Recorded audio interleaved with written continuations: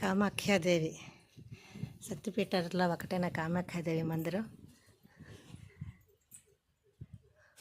మూల విరాట్ దత్త మందిర్ మహూర్ దత్తుడు నిద్రాస్థానంలో వెలిసి ఉన్నారు.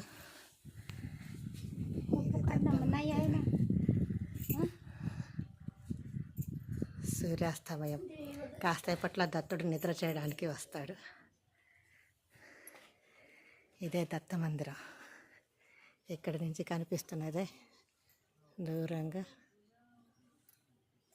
అనసూయ మందిరం, ఆ వెనుకగా రేణుకా మందిరం శక్తిపీఠం. అత్రి అనసూయలు దత్తాత్రేయుని తల్లిదండ్రుల మందిరం ఒక కొండ మీద,